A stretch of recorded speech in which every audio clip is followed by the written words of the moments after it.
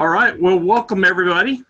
Glad to have everyone join today's Talk with Doc. It is my honor to have five great friends, ministry leaders from all over the country, joining us today for disability ministry. What will summer be? I want to welcome all of our attendees, both on the webinar with us, as well as those who are joining us on Facebook Live.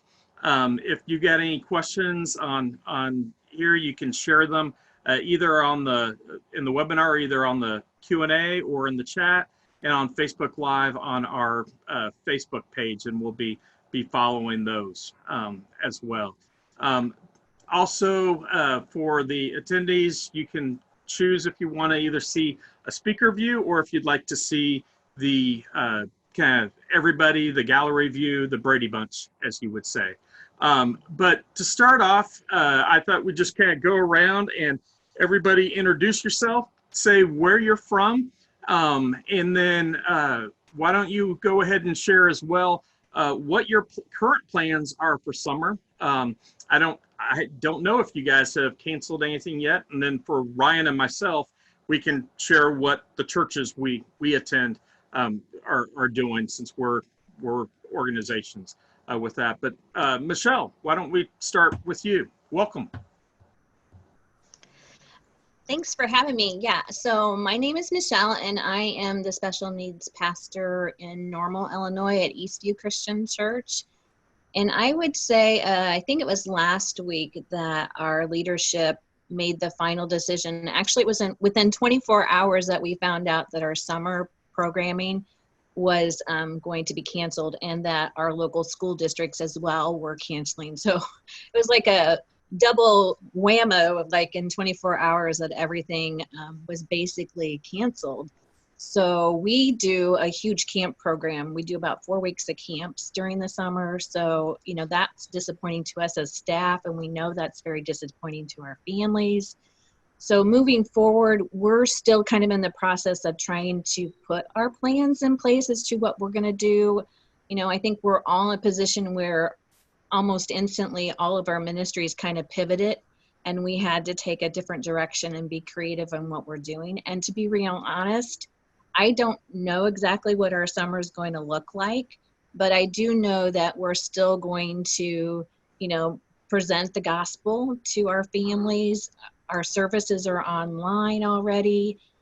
We also are going to try and be creative, staying in touch and connection with our families. I think right now it's just really important for us to still have that tangible connection with our families. And so we're hoping to kind of continue that through this summer as well. Great. Well, glad to have you with us, Michelle. Thanks. Bronwyn, welcome. Thank you. I'm glad to be here. I am from University Covenant Church in Davis, California, near Sacramento, a little bit, about an hour from the Bay Area. I do inclusion ministry there. And our big summer camp is actually not until the end of July. So as far as California state restrictions go and kind of what's happening on the national level, I do think we have a little bit more time. And maybe some of you that are doing camps in June, our school district does not really get out till mid-June around here. So most of our programming is in July. At least in this community, in the Sacramento, Davis area, Bay Area, May 1st seems to be a date that lots of camps are looking to evaluate what summer is going to look like. I mean, we're getting pretty close to that date now. You know, we're still under shelter in place here. We've been since about May or March 15th or so.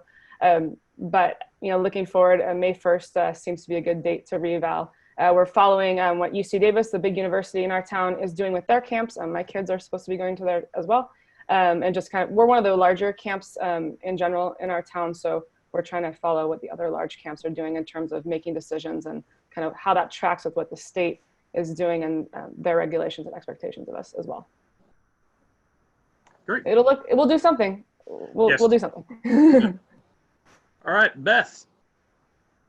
Hi, I'm Beth, and I'm kind of wearing two hats today. So I'm with the Special Needs Ministry at Bay Presbyterian Church, which is a large church outside of Cleveland. And as far as that goes, Our school districts in the state of Ohio just closed for the end of, will be continuing virtual learning through the end of the year, the end of the school year. So we haven't really made calls yet on exactly what church and like the preschool summer camp is going to look like this summer.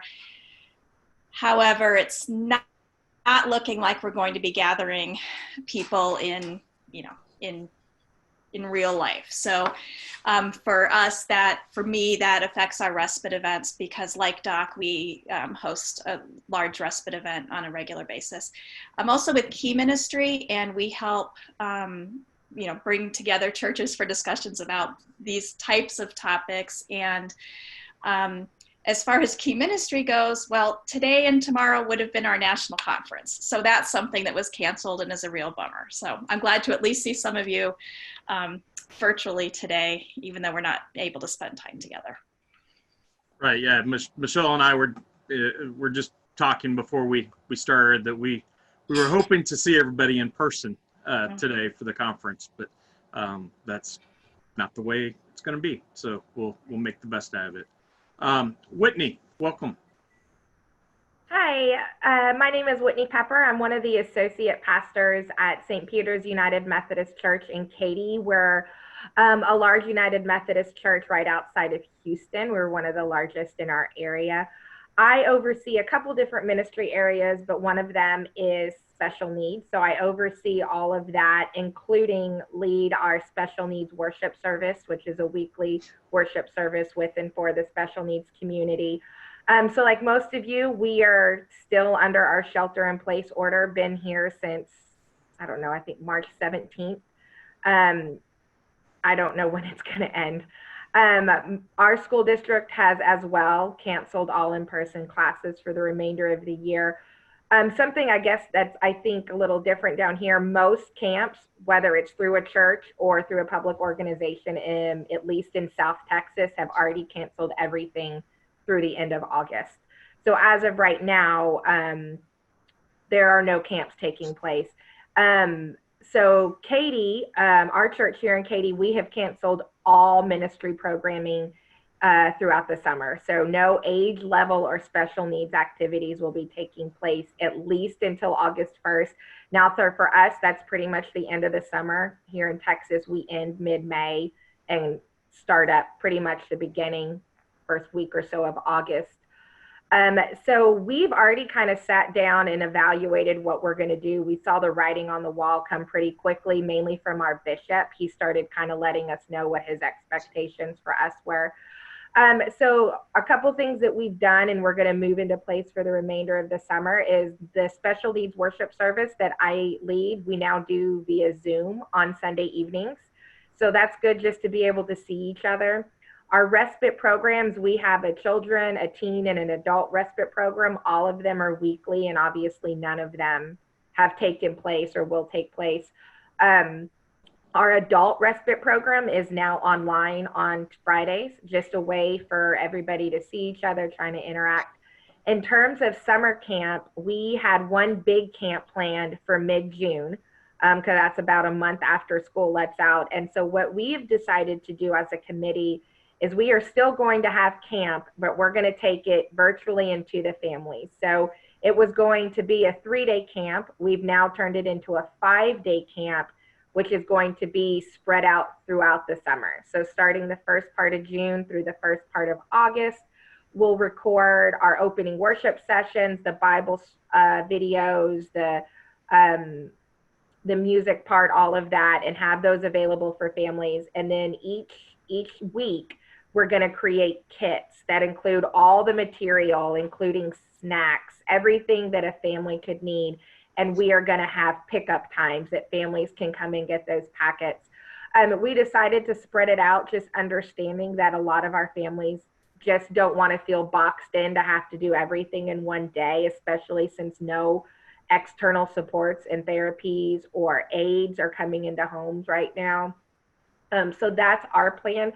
We are using the curriculum that Ryan's group has developed, the disability ministry. It's the greatest party ever known, ever thrown. I don't remember if I have the title right. You can correct me later, Ryan. But we're using that. We're using that curriculum. We're going to add stuff to it just so families have extra stuff in those boxes to kind of keep them occupied. And we'll have stuff for games. We'll have stuff for craft. We're even going to try and do some sort of science component, just so it's one more thing that can help keep people entertained. Because again, here in the summer in South Texas, it's going to get hot real quick.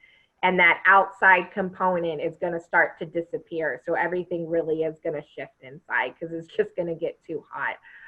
So our plan is to do that through the end of summer. And then hopefully, if schools do start on time in August, we will open our programming back up.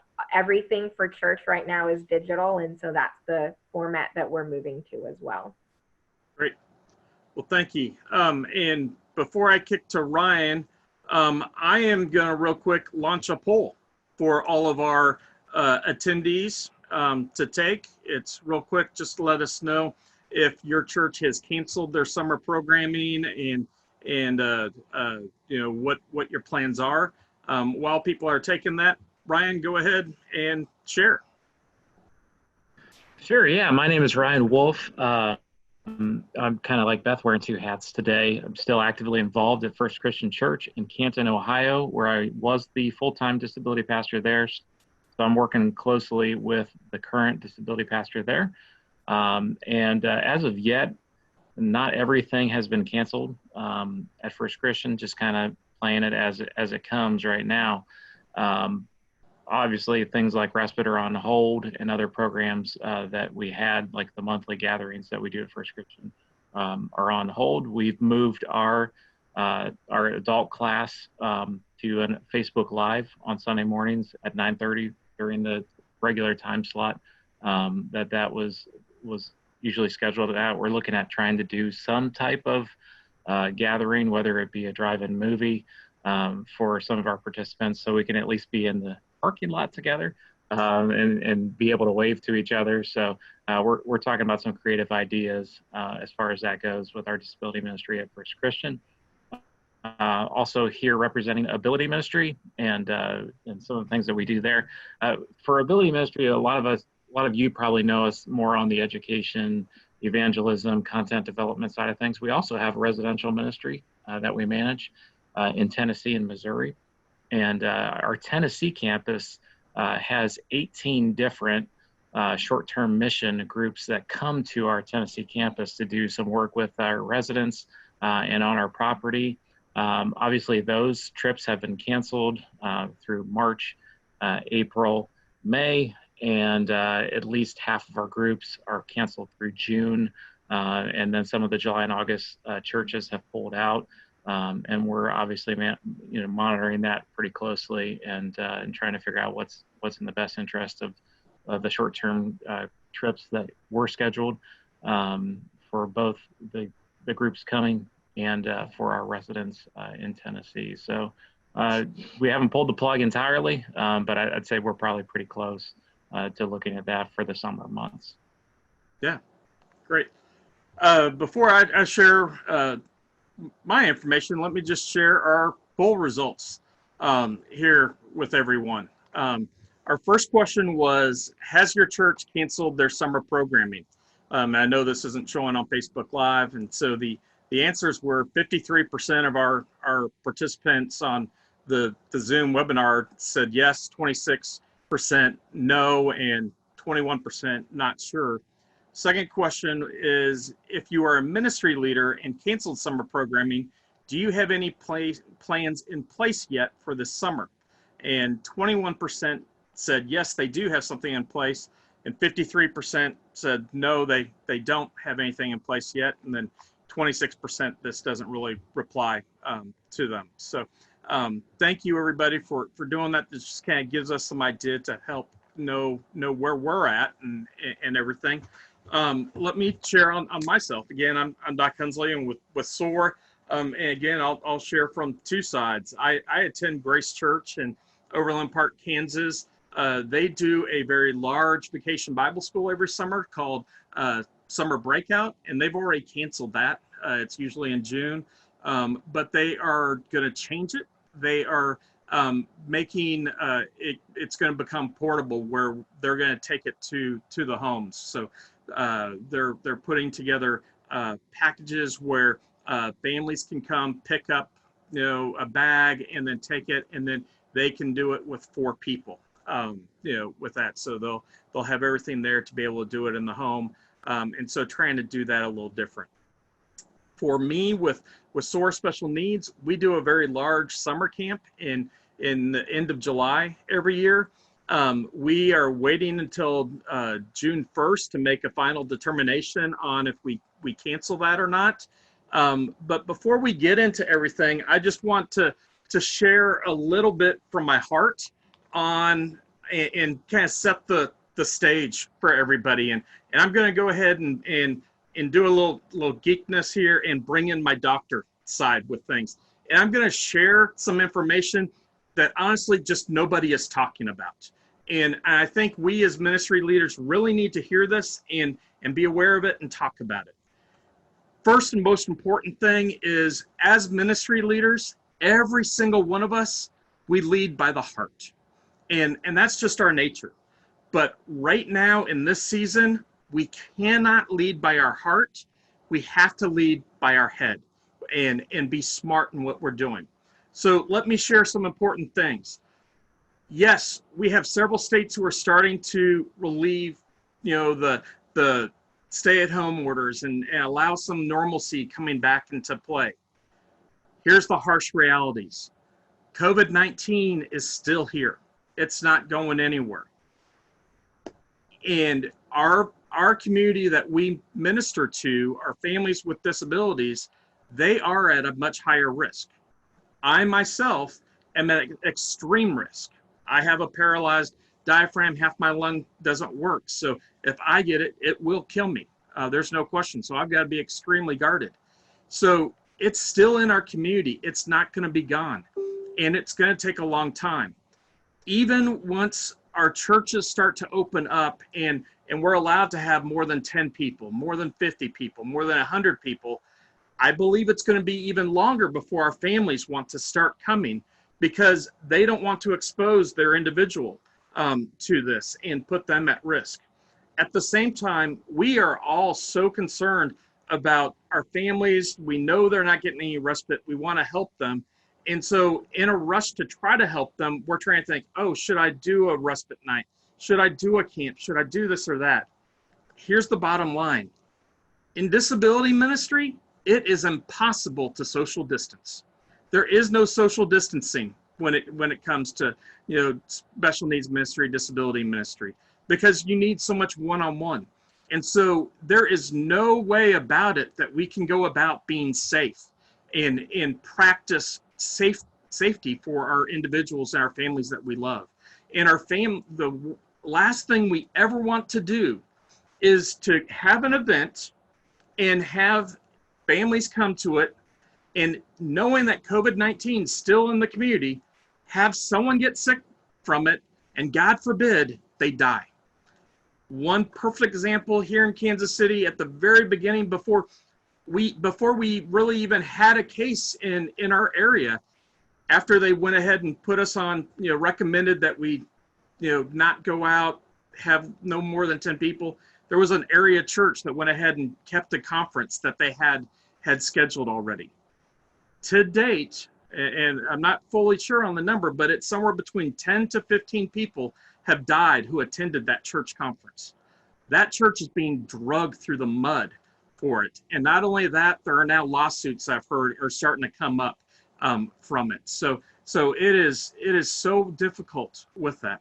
And that's the last thing we want to do. So again, remember, there is no such thing as social distancing when it comes to disability ministry. And we've really got to take that to heart. So I'll tell you right now, my camp this summer, even though it's the end of July, I've got a 1% chance that it's probably going to occur. What I'm doing now over the next 5 weeks, I've challenged my team. We are working to figure out a way to make it virtual. We're gonna have camp. It's just going to be different. It's going to be a virtual camp.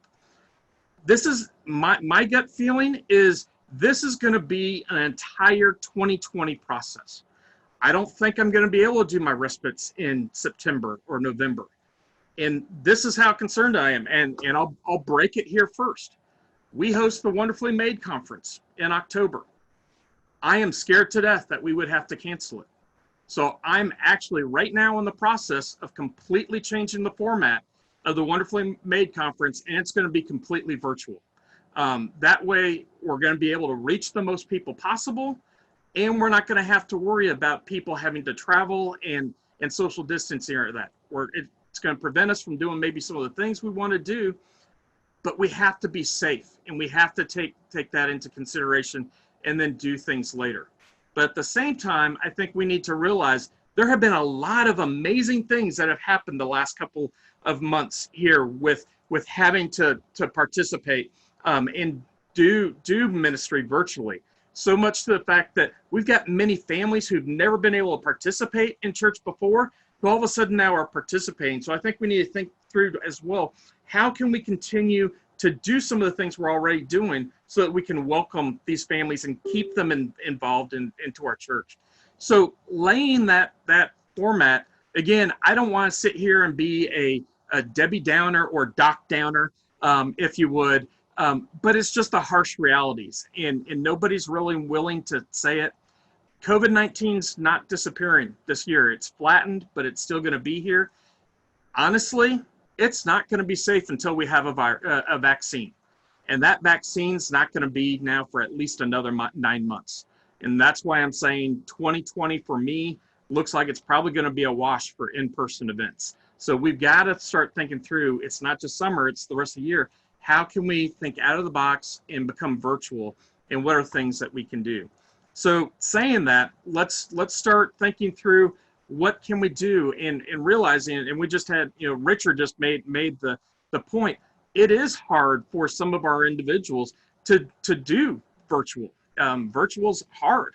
Many of our families can't do that, and it puts an added requirement on bringing the parents in, having to help with that. So it's not just an easy thing that everyone can go and do.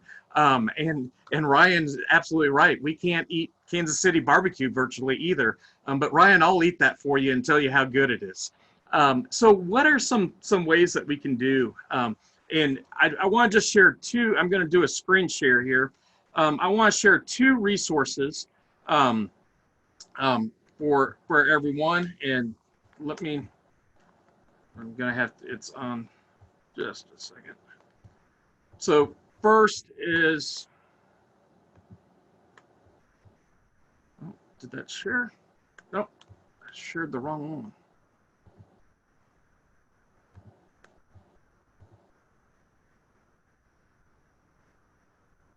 That's some good curriculum by Ryan, though. All right. All right, are you seeing the disability page? Yes, we're seeing Ability Ministry, the greatest party ever. Yep, perfect. All right, my computer's looking a little funny here, so yeah, I want to make sure everyone sees this. This is put out by Ryan and his group, Ability Ministry. They've had this. Ryan, I think it's been a year and a half ago that you guys actually put this together. It's DBS curriculum, greatest party ever. You can check it all out, abilityministry.com. Everything's there for you, and honestly, it's perfect to be able to go virtually. It's one of the things I'm looking at for our camps. Whitney said, they're looking at doing that too. You can take what it is, you can add to it. There's a lot of different things that you can do. Yeah, just I'll jump in just a second there. Please. It obviously we created a year and a half ago in partnership with a good friend of mine, Mike Dobes, out of California. There, he was with Johnny and Friends for a while, and he did a great job putting it together for us. But a year and a half ago, reality was a lot different, and it was created to be done in person. So right. Obviously, it'll take adaptation like anything else. Yeah, we'd be willing to help anybody out that wants to take a look at that or has wants to kind of talk through it or see some more stuff. We'd be glad to help. Absolutely. One other resource I want to make sure everyone's aware of, and this is a group I've partnered with a lot. His name's Uncle Charlie, and it's called Valued by God. It's valuedbygod.com. He's got all kinds of amazing resources on here, and it's an app. The app is completely free. They've got music videos, animated stories, and Bible stories, puppets, scriptures, interactive stories, just all kinds of things. This is Uncle Charlie here. Great guy, amazing heart. You can see several disability organizations have participated with them and endorse them. But make sure you share this with your families. Again, VBG or valuedbygod.com.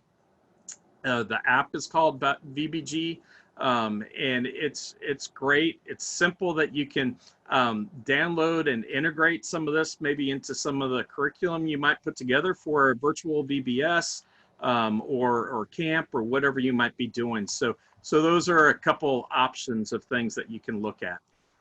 But let's throw it out and kind of get discussion going. What are some things that people can do, and how can we go about this summer? I'll say for our church, one of our interns, Kayla, who's on this call, I think I see her, and I give her the credit for this. We're doing something called Respite at Home, because obviously we've had to cancel our respite events. And so there are little 5-minute tutorials that we actually have it on our main children's ministry page, as well as our inclusion page. The first one we did was right around Easter time. So we were making Rice Krispie treats in the shape of Easter eggs. She did a tutorial like from her kitchen. Last week she made slime. So it's like 3 ingredients you would have at home. We have a high school student who's doing a churro tutorial, like baking churros in the oven, which got a lot of the big buddies excited when we talked about that. So we're doing some of those things, and I do think that can expand and carry over to whatever summer looks like now that people are doing that. And so, yeah, and that's like, I mean, now we're using it for kind of everyone, because we know people are there with their siblings, you know, that some of their college-age siblings have come home and are doing online. So, you know, it's all the family-oriented things that we're doing on there. So I think someone, when we put it on the chat, I could put the link on there. Yeah, we've been starting that. And so weekly, we'll have 1 or 2 tutorials up, about 5 minutes long, easy things in your home that you can do. So, yeah. So I've talked to 2 churches that are planning to both host respite events, obviously cannot host large in-person respite events, but they still want to be able to provide that little bit of respite for some families that desperately need it. And so their plan is, once things are opened up a little bit, and when we get to the point where, you know, perhaps they're, you know that you've had it and recovered or whatever, but you're good to go, they are going to help pair volunteers with individual families to provide respite in the home, you know, for a couple of hours. And so, you know, they're not ready to go with that yet, but it's an idea, you know, to really bless some families that, you know, in a month or so will desperately need a little break. Right. Absolutely. One thing that we as a church leadership, and then also working with our annual conference, is understanding that it's not just disability ministry that can't social distance. It's ministry in general cannot social distance. I mean, it's almost virtually impossible for us to think of opening our doors when we have to be 6 feet apart, wearing masks and all of this. And we're one of the cities, our county has a mandatory mask for 30 days with up to $1,000 fine if you were out in public not wearing a mask. Only disability and exercising are exclusions from that.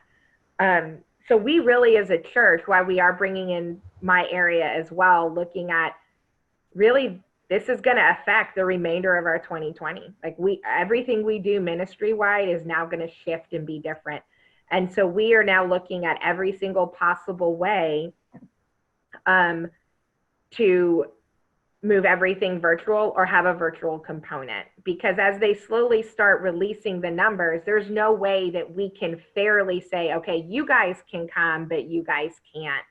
And so until that number gets to where it's normal, which for us is almost 2,000 people on a Sunday morning, we're not going to be able to worship. And so we're thinking of ways to do kind of like what Beth said. We're going to see what we can do, sending people into homes or small house churches. We're actually looking at what does it mean to go back all the way to Acts and now start doing home churches.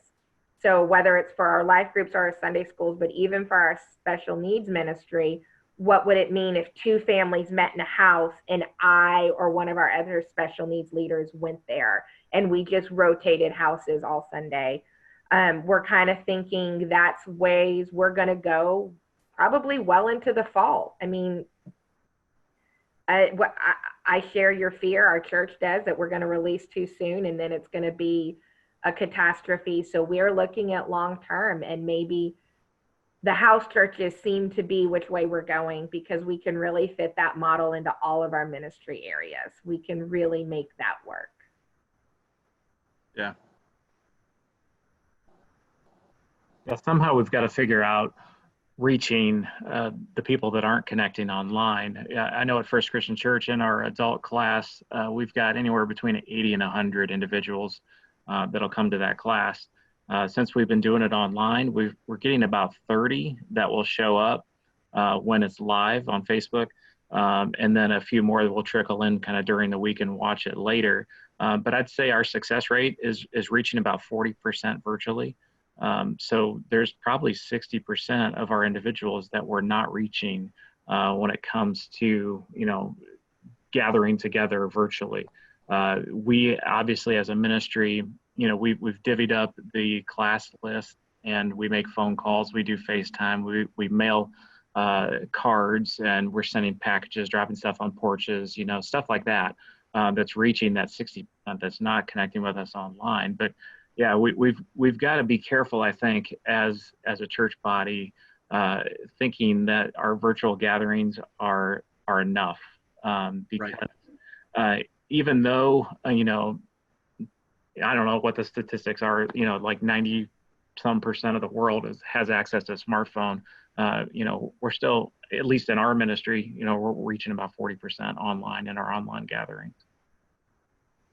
Yeah, we had one of the attendees just shared too. Marco Polo is an app that is pretty good and helpful too. One thing I'll just piggyback on that comment too, Ryan, and I completely second that. One of my concerns too is, when we have everyone present at the church, it's easy to work with different, levels of ability. And so, when you've got those that are more severe, we can easily work with that. Well, that's much harder now, like you're saying, when we're doing this virtually. And so it's what are maybe some ways that we can figure out how to reach those who are harder to reach, those who might be a little more severe, because again, a lot of this, we're parents who already are overly tapped. We're now putting more requirements on the parents. On top of that, not all of our parents are believers. Not all of our parents feel trained to be able to share the gospel, to even know what they're teaching. So anyone ideas on that or how to address those issues? And I think if you're also talking group homes, that adds another layer of complexity there. Absolutely. And so this, again, we've talked to lots of churches about this very issue, and some had already established relationships with group homes. And if that's the case, like, that's wonderful, because then you have that opportunity already to get the word in. They're very willing to work with you because they're looking for activities and that kind of thing as well. Maybe now is the time to reach out electronically or over the phone to establish some relationships with group homes in your area. And some group homes just don't have the functionality to be able to do some of this. They may not have the iPads. They may not have computers and things like that. Several of the group homes I've worked with. So this is a great way that you can ask your volunteers, ask your families, anyone have old iPads laying around that they've updated that they could donate to you to give to a group home. because they would love that. So all of a sudden now you can FaceTime with them, and do something with these group homes. So let's find ways that we can recycle some of this technology that's out there and just sitting around not being used. Maybe someone upgraded their iPad for their speech. Well, that old iPad is now just sitting around. Maybe that family can pass it out and pass it forward with that. So.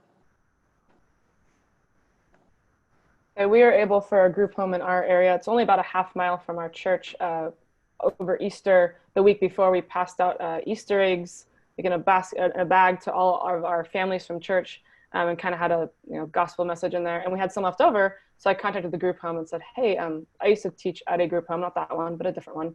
I said, hey, I know this is a real struggle this season. Would you guys like 36 Easter eggs? You can do with them as you wish. And they said, yeah, we'd love them. And so we've kind of, that kind of began a relationship we have now. And it has been one that I've been wanting to connect with for a long time, but circumstances, now dictated like, hey, we can really reach out and serve people. And so I hope that is the case for all of you, out there right now in cyberspace, and that this can open some doors like that for you all. Yeah. We're finding, I think our virtual participation is probably hovering around 70%. I think that's because we had already done some virtual components in the past, just because of certain things that, we've had some hurricanes blow through Houston area not too long, which moved us all virtually for a couple weeks. And so one of the things that we are really noticing is, while we're doing our best to meet the needs of the participant, it's the parents who seem to need the most fed into them right now. They're the ones that are having the most anxiety, at least what we're experiencing. So some of the things that we've done to try and meet the needs of the parents is we started a virtual special need parent support group that meets on Fridays via Zoom. Awesome. And what we're doing is we're trying to find specialists that can come in. We're looking to get a child life specialist from Texas Children's Hospital, which is not far from us, a child psychologist, someone who does occupational therapy within the school, as well as a special ed teacher, just to kind of help boost their confidence and the ability to provide the needs for their child or their teen or their adult. I mean, because it's all ages. And none of our, obviously, just like everybody else, none of our external programs are functioning. So we're really trying to pour into the parents, and what we give to the children are things to help parents occupy their time, lead them, teach them, or help them expand on therapies. We do have and add the gospel component, and we're keeping that, absolutely. But we're also trying to find ways that we can meet the needs of the parents and the participants outside of that, understanding that that is the base of our ministry. But we do have families who are not believers. We have members of our respite program and our adult programs who are Muslim, as well as Jewish or agnostic, atheist. And so we don't want to bombard them with that and make them feel like we're trying to have them teach something outside of their faith. So a lot of what we're doing is just pouring into the parents. And the more we're pouring into the parents, the more participation level we're seeing increase virtually within our participants, as we're giving parents the support. Because everyone's trying to reach out to the participants within the programs in the school district. And I think the parents just kind of got pushed to the side, not intentionally, but it was a side effect of this. So that's how we're seeing a lot of our ministry focus on, is what can we do to support and not overwhelm parents? Because I'm sure a lot of you have your attendees, they have neurotypical children as well, and they're having to pour just as much into their neurotypical child as they are those with a special need or a disability. Absolutely. And you can't let into one of my other points I wanted to hit, and that was the parents. Amen with that.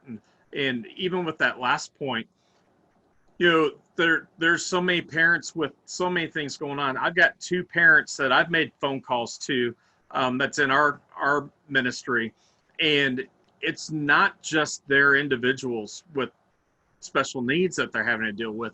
It's their neurotypical kids as well. Especially both of these families, they have, middle school, early high school, teenage girls, and these girls are having a horrible time not being in their social groups.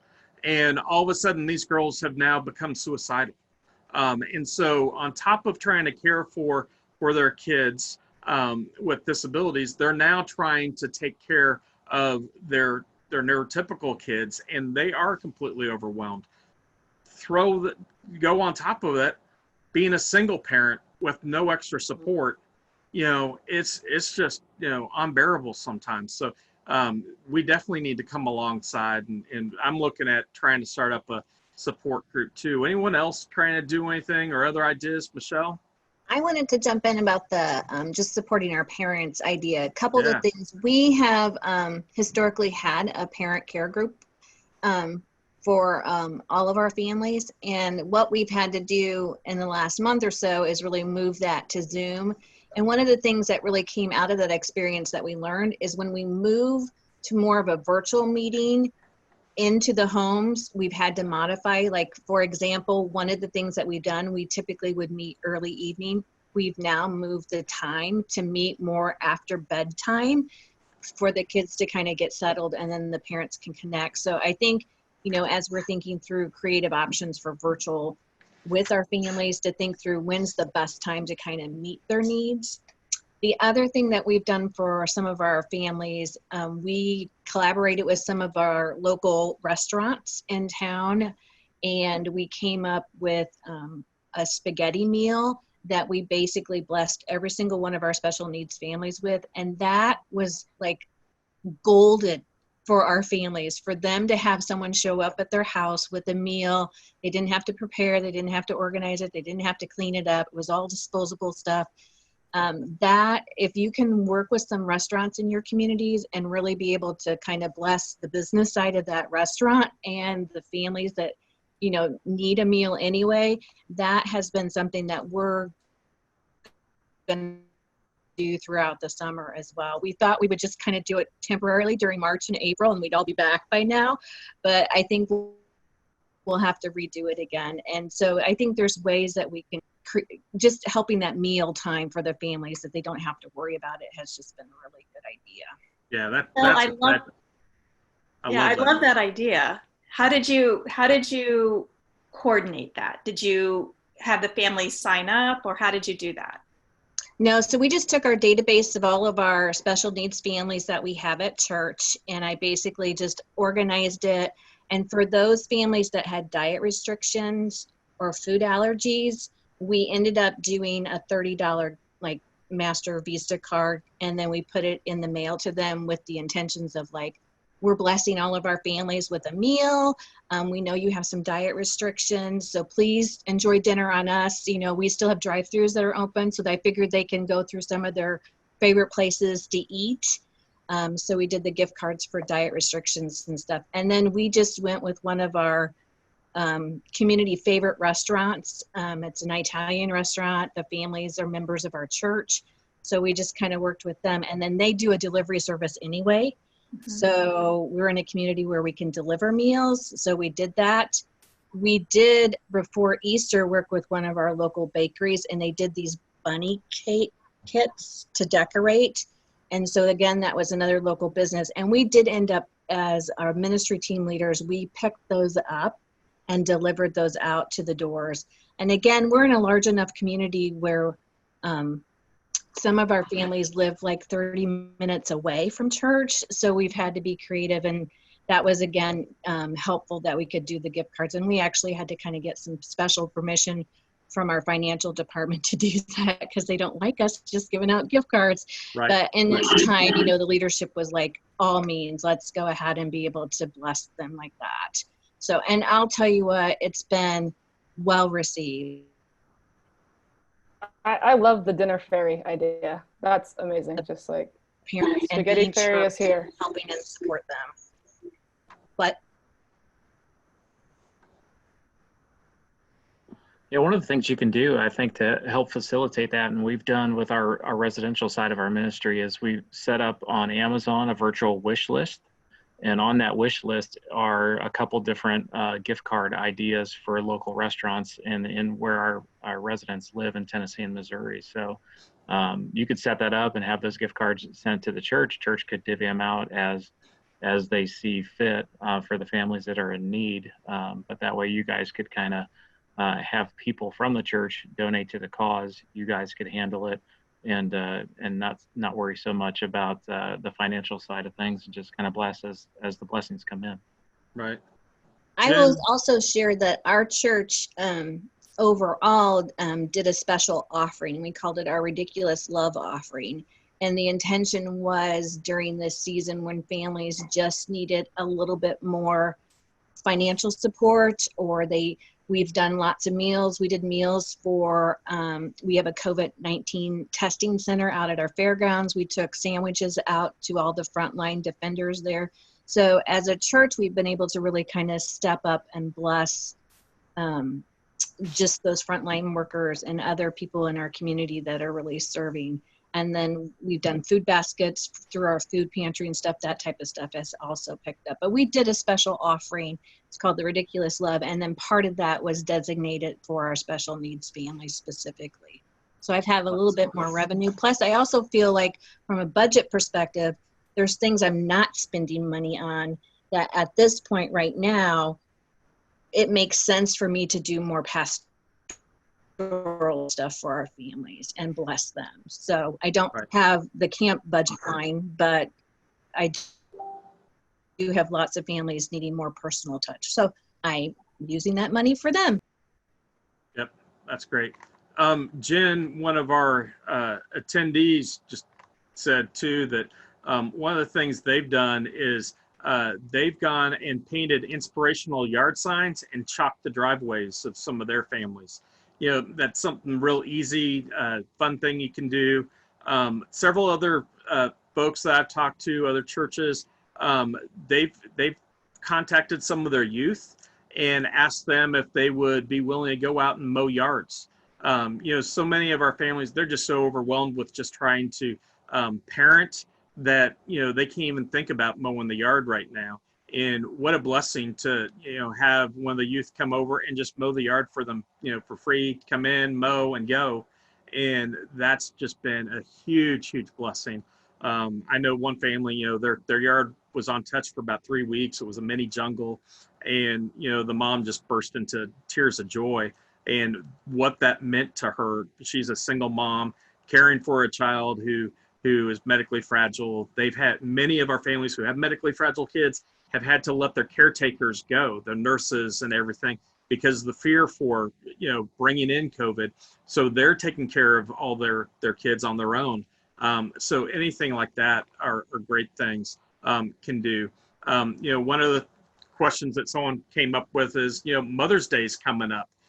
What are some things that we can do, maybe especially as we're talking about parents and that we could give a little extra love to our moms and as we get ready and prepare for the summer?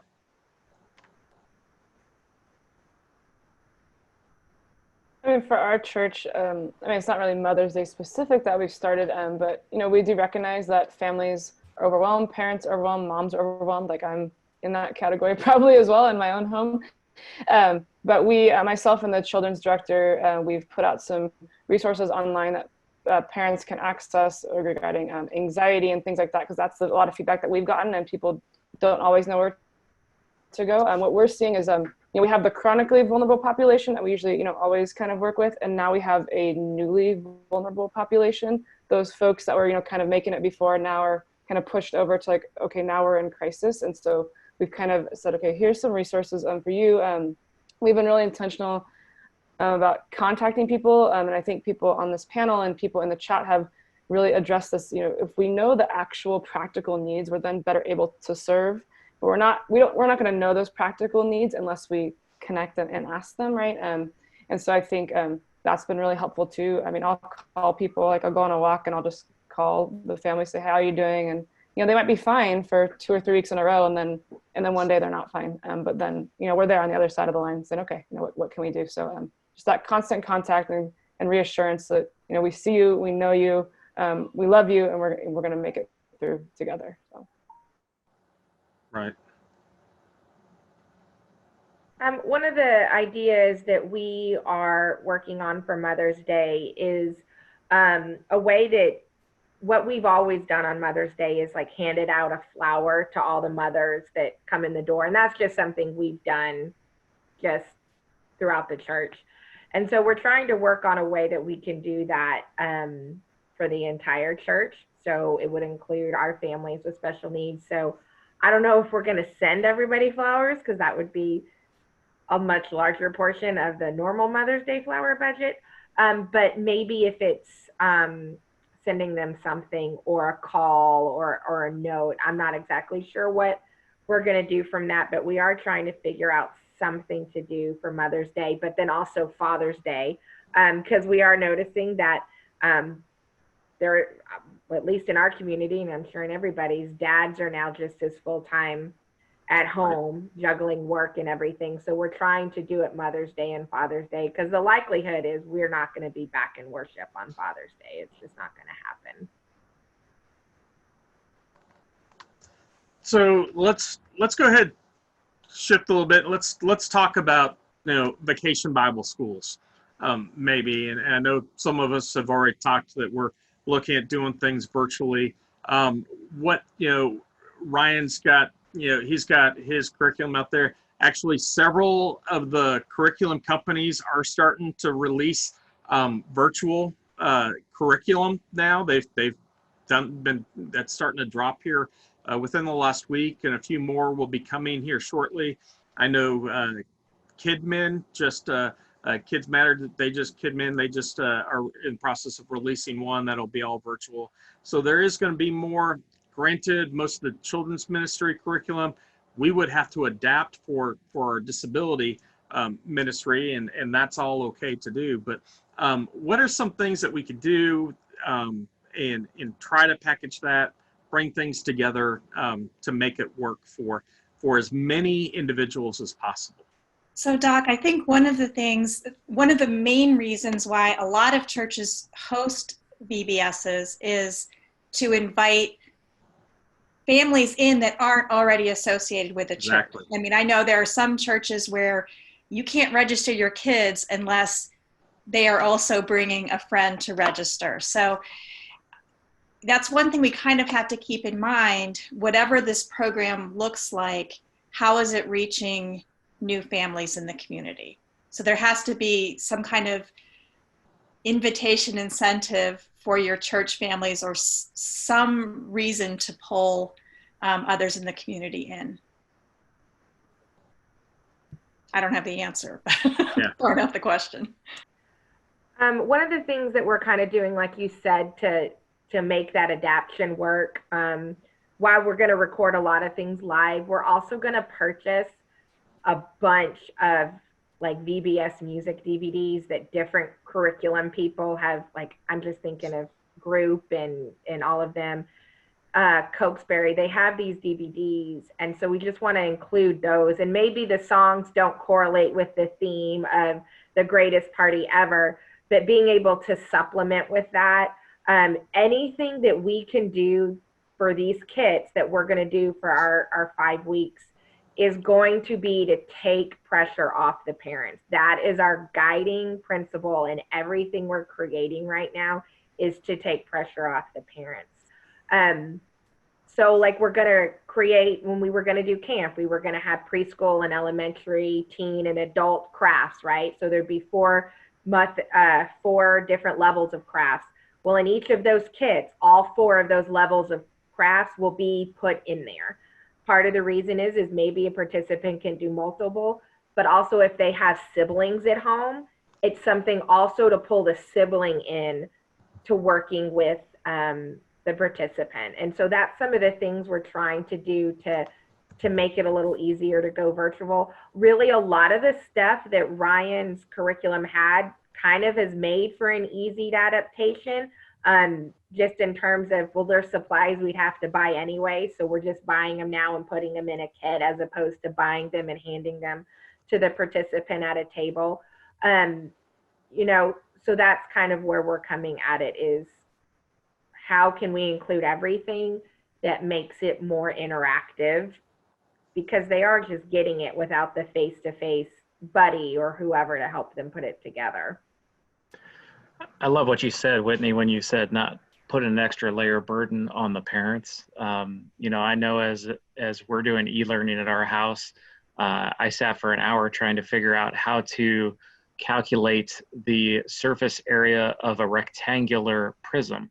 And it's beyond me. You know, it's middle school math, but I can't figure it out. I've given up on first grade math, so don't feel bad. First grade math, I have just been like, nope, I'm out.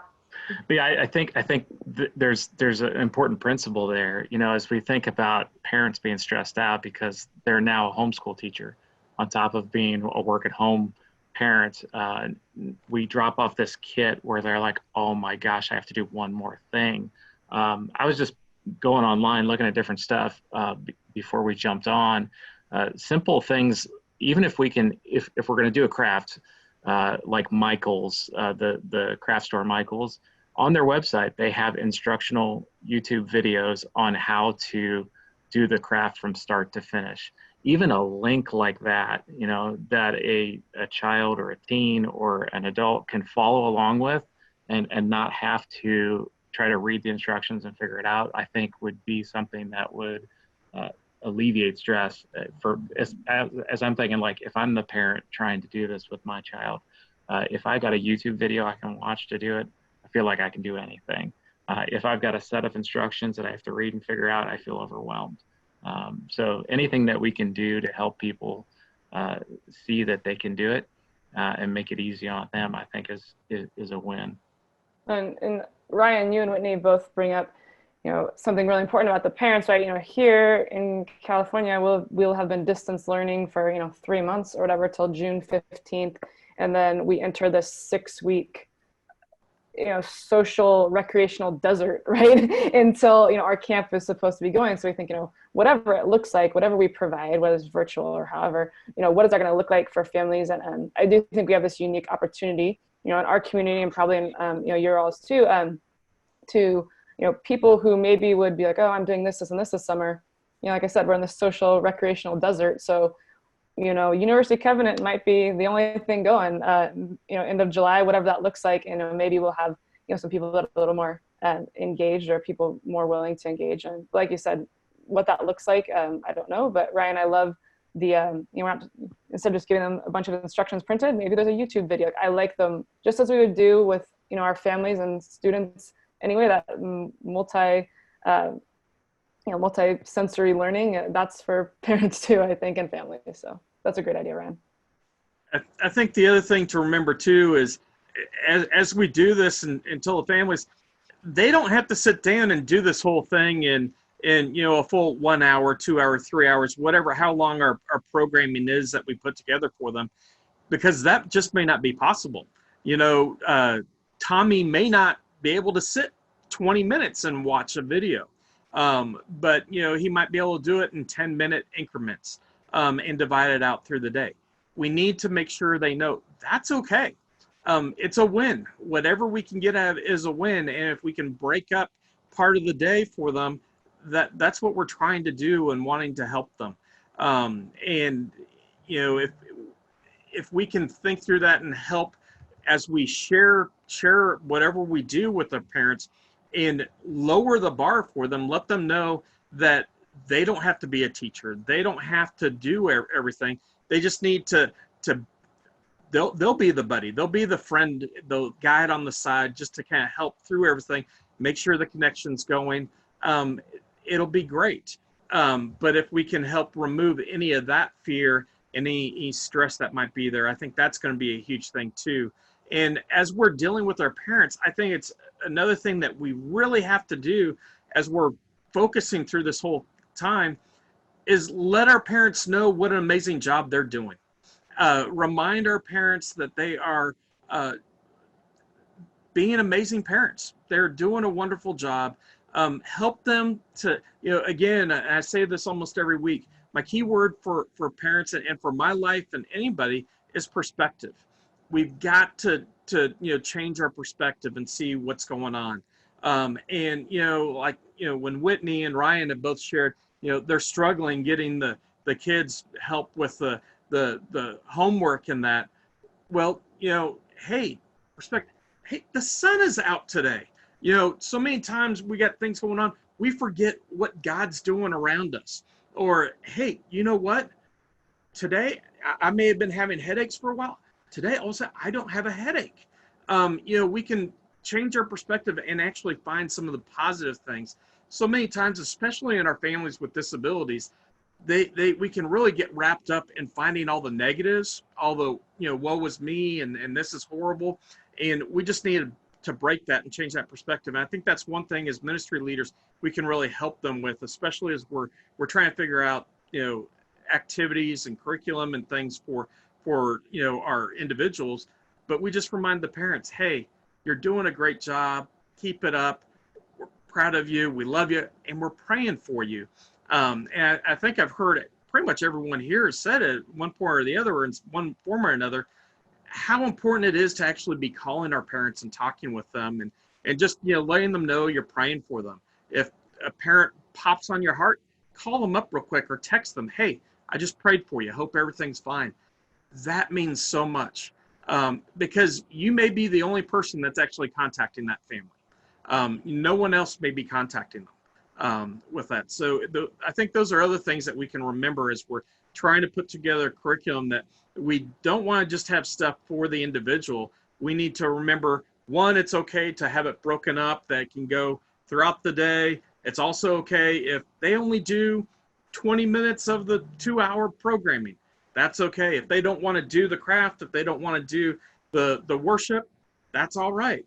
But whatever they want to do is going to be a win. So that's going to be the whole thing. We have to make sure we have grace and just pour out love on our families. That's the whole thing. And remember, again, the church has never been a building.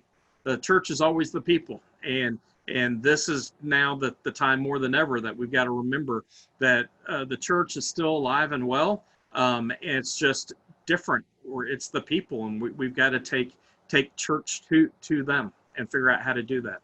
One thing that we're doing, because another area that I run is our care ministry, which for any church is a big deal. So I'm doing that alongside with special ministries. And we have so many people that want to help. And I'm just talking about across the board.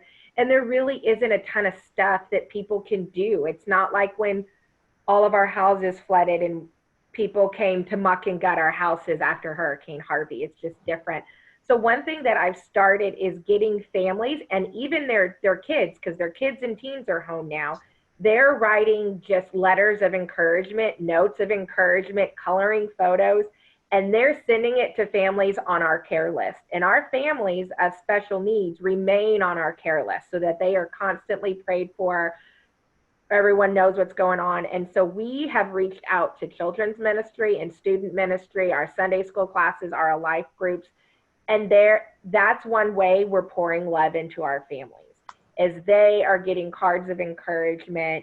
They're getting little notes. They're getting the drive-bys, whatever they can do. And like you said, Doc, it doesn't have to be anything big. We're not, sending a whole squad of people to their houses, but one note of encouragement, one note of knowing that they're being prayed for can drastically change the mental standpoint of a parent in the middle of this chaos right now. And so that is how we are just trying to make sure, because even some of our special needs parents, they've lost their jobs. They've been furloughed. They've been let go. So it's not just the overwhelmingness of now having all their family home. How are they going to pay for things? How are they going to do this? So the notes are just becoming an amazing thing that we're seeing across the board in special needs, but also our homebound individuals or our elderly and sick. It's a great way. And so if you have access and you can find out who wants to write a note, who wants to write a card, who wants to draw a picture, I think you're going to have a tremendous amount of people jump on that because it also takes some of the work off us, because we can only do so much. Plus, we have our own families that we're trying to pour into as well. Right. Real quick, guys, and I'm just realizing the time. We've kind of gone over our time. We've been a great discussion. We could definitely keep going. I think there's a need to pick this up again. We'll continue with this here, maybe in another month again, as we get more into it and redo this again. Two other things I just want to leave in closing.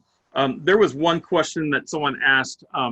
Just a clarification, the question was, should we never do no more programming in person until we have a vaccine for COVID-19? My answer is every church needs to consider what's right for them. And every ministry needs to figure out what's right for them. I don't have the right answers. I don't know the answers. But I do know we need to make sure that we're being safe for our families and taking their safety into effect. And I know they're working hard to get everything done as quick as possible. The last thing is, while we're remembering our families doing things there, let's not forget our volunteers. Our volunteers are amazing. So, go ahead, send some thank yous out to them, make some phone calls to them. And many of them want to give back. So, tap into them, see if they would write thank you cards, see if they would do some of the, chalk drawings and cards for families. Hand-drawn cards and thank yous to families, just, cards saying, hey, we're thinking of you and praying for you. What an amazing way that can be. They can write the cards and then deliver it to you, and then you can send them to the families. That way you're not sharing any of the things with that. And so that is a very important thing that we need to remember as we go through everything. But just want to thank all of our panelists for joining us today. Been an honor to join you all. Again, I want to thank everyone, all of our attendees and joining. Again, just a couple things. If you got any other questions, you can email me. My email is doc@SOAR, SOAR, specialneeds.com, doc@SOARspecialneeds.com. And SOAR, we're here to answer the three main questions every family with disability has. First is, will my child ever be able to provide for themselves? Second is, who's going to take care of my child once I'm gone? And then the third is, who's going to take care of me as a parent? And we're going to answer all three of those questions with our current and future programming. We're passionate about helping churches and assist them in doing ministry. If you need assistance, you can email me, and I'm happy to help you through with that. Next week, our talk with Doc will be navigating choppy waters, how to find the right resources for your family during COVID and after. And I've got two amazing women coming in who have already done all this. They're parents, and they know all the right resources, and we're going to talk through all the tricks of the trade and help our parents navigate some of that. And if you've been enjoying these and you'd like to help assist us in keeping these webinars going, you can go to soarspecialneeds.com/donate and help offset the cost there. But again, everyone, thank you so much for attending. Appreciate all of you, and we'll see you all next week. Thank you.